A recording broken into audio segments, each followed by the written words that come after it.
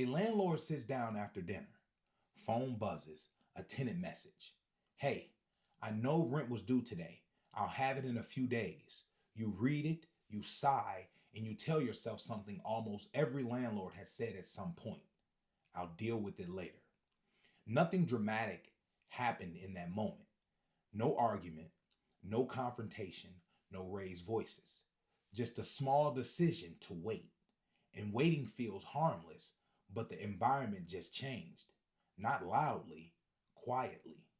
Because something was learned, not from what was written in the lease, from what happened when pressure appeared. The system just revealed how it behaves when the rules are tested. The next time a boundary shows up, it feels a little softer. The next conversation becomes a little harder to start, and the standard that once felt obvious becomes something that can move. Not overnight, but over time.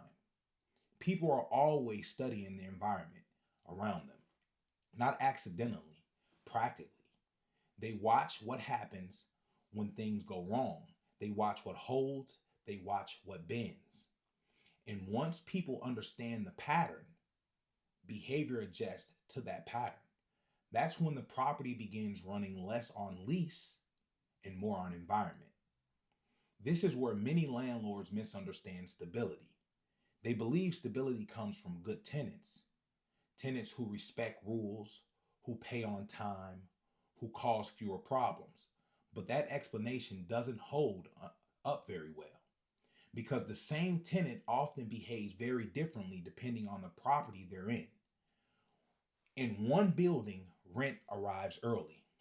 In another building, the same tenant pays late every month.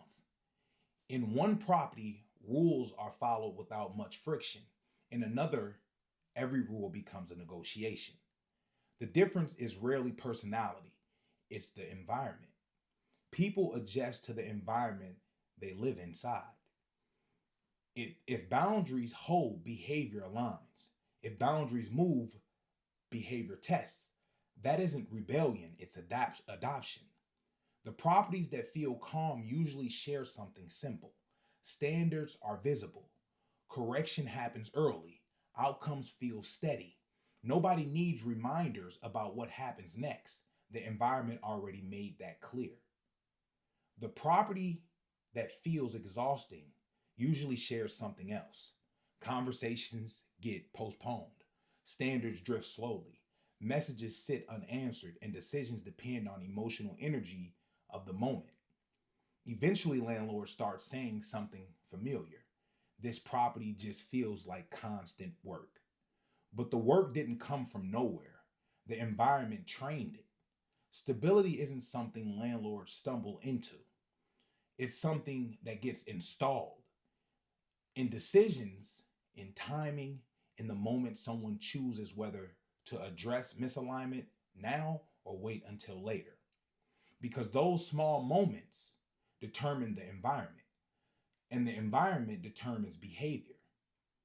Peaceful properties are rarely lucky. They're environments where stability was installed on purpose.